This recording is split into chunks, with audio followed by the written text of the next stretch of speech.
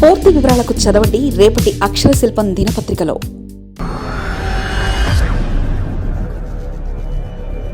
దేశ భద్రతకు పంచకవచాలు. హిందుస్థాన్ షిప్ యార్డ్లో శరవేగంగా 5 ఫ్లీట్ సపోర్ట్ షిప్స్ నిర్మాణాలు. 19,048 కోట్లతో షిప్ యార్డ్స్తో భారత నౌకాదళం ఒప్పందం. యుద్ధ విన్యాసాల్లో వ్యూహాత్మకంగా వ్యవహరించేలా షిప్ డిజైన్లు. రక్షణ వ్యవస్థలో కాకుండా విపత్తు నిర్వహణకు 44,000 టన్నుల షిప్లను నిర్మించడం దేశ చరిత్రలో ఇదే తొలిసారి. 2027 ఆగస్టు నెలలో తొలి యుద్ధ నౌకను అప్పగించనున్న షిప్ యార్డ్ భారత రక్షణ వ్యవస్థకు మరింత పటిష్టం చేసే దిశగా అడుగులు వేస్తుంది. దేశ రక్షణకు అవసరమైన ఆయుధ సంపత్తి సమకూర్చుకునే విషయంలో విదేశాలపై ఆధారపడకూడదన్న నిర్ణయానికి వచ్చింది. ఆత్మనిర్భర వైపు వడివడిగా పరుగులు పెడుతుంది. ఇందులో భాగంగా నీలి సముద్ర జలాల్లో తిరుగులేని శక్తిగా ఉద్భవించడానికి సరికొత్త ప్రణాళికలు సిద్ధం చేసుకుంది. యుద్ధ విన్యాసాల్లో వ్యూహాత్మకంగా వ్యవహరించేలా సరికొత్త యుద్ధ నౌకలను సమకూర్చుకునే పనిలో పడింది. విదేశాల నుంచి కాకుండా పూర్తి స్వదేశీ పరిజ్ఞానంతో 5 అధునాతన యుద్ధ నౌకలను సిద్ధం చేసుకోవాలన్న నిర్ణయానికి వచ్చింది. ఈ నౌకల నిర్మాణాల బాధ్యతలను హిందుస్థాన్ షిప్ యార్డ్ అప్పగించింది. దీంతో విశాఖపట్నాన్ని కేవలం షిప్ రిపేర్ హబ్గా మాత్రమే కాకుండా షిప్ బిల్డింగ్ హబ్గా తీర్చిదిద్దేలా 19,048 కోట్లతో 5 భారీ యుద్ధ నౌకల నిర్మాణ పనుల్ని చేజిక్కించుకుంది.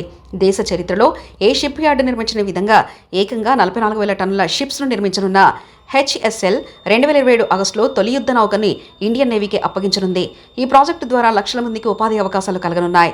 ఇప్పటికే యుద్ధ నౌకల నిర్మాణ పనులు శరవేగంగా జరుగుతున్నాయి. సింధు కీర్తి సబ్మెరైన్ మరమ్మతుల విషయంలో హిందుస్థాన్ షిప్ యార్డ్ అపవాదం మూటగట్టుకుని 9 ఏళ్లు పూర్తి చేయడంతో షిప్ యార్డ్ పనైపోయిందని అంతా అనుకున్నారు. కానీ ఐఎన్ఎస్ సింధువీర్ మరమ్మతుల్ని అతి తక్కువ సమయంలో పూర్తి చేసి ఆ మరకని తుడి చేసుకున్న షిప్ యార్డ్ అక్కడి నుంచి వెనుదిరిగి చూడలేదు.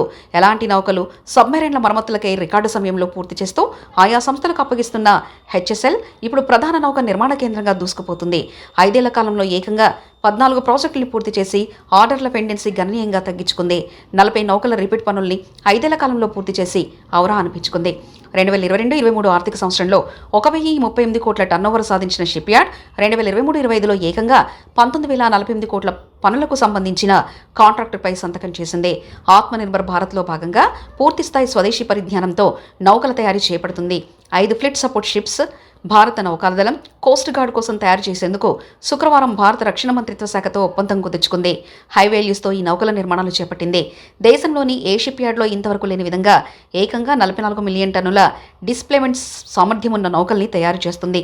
ఈ నౌకల నిర్మాణంలో 2023-24 నుంచి హెచ్ఎస్ఎల్ వార్షిక టర్నోవర్ కూడా గణనీయంగా పెరిగింది. గతంలో 1,038 కోట్ల వార్షిక టర్నోవర్ ఉండగా 2024-25లో 1,586కు చేరుకుంది. నిర్వహణ ఖర్చులు, పనుల చెల్లింపులు అన్నిటి తర్వాత 126 కోట్ల మేర లాభాన్ని ఆర్జించింది. 5 ఏళ్లలో 1,500 నుంచి 2,000 కోట్ల టర్నోవర్ చేరుకోవాలనే లక్ష్యాన్ని నిర్దేశించుకోగా ఏడాది కాలంలో 1,500 కోట్ల క్లబ్లోకి చేరిపోయింది. అదేవిధంగా వెళ్తే మరో ఏడాదిలో 2,000 కోట్ల మార్కును కూడా సునాయాసంగా అందుకుంటుందన్న అభిప్రాయాలు వ్యక్తమవుతుంది. ఇదిలా ఉంటే నేవీ షిప్స్ తయారీలో ప్రపంచం చూపు హెచ్ఎస్ఎల్ మీద పడింది. 8 సంవత్సరాల కాల పరిమితిలో ఈ షిప్స్ను తయారు చేస్తుంది. తొలి షిప్ను 2027 ఆగస్టు 34న భారత నౌకాదళానికి అప్పగించేలా ఒప్పందం కుదుర్చుకున్నారు. నిర్ణీత గడువులో ఈ నౌకలను అందిస్తే హెచ్ఎస్ఎల్కు పూర్వ వైభవం వస్తుండటంలో ఎలాంటి అతిశయోక్తి లేదు. పెరుగుతున్న ఒప్పందాలకు అనుగుణంగా షిప్ యార్డ్స్ని ఆధునీకరించేందుకు అధికారులు సన్నద్ధమవుతున్నారు. 1,000 కోట్లతో యార్డును రానున్న 3 ఏళ్లలో అభివృద్ధి చేసేందుకు ప్రణాళికలు సిద్ధం చేశారు. ప్రస్తుతం స్లిప్ వేలు 190 మీటర్లు ఉండగా వీటిని 230 మీటర్లకు పెంచనున్నారు. ఆర్డర్లు పెరుగుతున్న నేపథ్యంలో ఉద్యోగుల సంఖ్య కూడా పెంచేందుకు సన్నాహాలు చేస్తున్నారు. అదేవిధంగా మరమ్మతులు, నౌకా నిర్మాణాలకు అనుగుణంగా 5,000 కోట్లతో మెటీరియల్ కొనుగోలు చేయాలని నిర్ణయించారు. ఇందుకు అవసరమైన 364 వెండర్ బెస్ట్ ఎంఎస్ఎంఈలను సహకారం తీసుకుంటున్నారు. వీటినన్నిటిని పూర్తి చేసి కేవలం షిప్ రిపేర్ హబ్గా కాకుండా షిప్ బిల్డింగ్ హబ్గా విశాఖపట్నాన్ని తీర్చిదిద్దే దిశగా హిందుస్థాన్ షిప్ యార్డ్ అడుగులు వేస్తుంది. మరిన్ని కథనాల కోసం సబ్స్క్రైబ్ చేసుకోండి మీ అక్షర శిల్పం. పూర్తి వివరాలకు చదవండి రేపటి అక్షర శిల్పం దినపత్రికలో.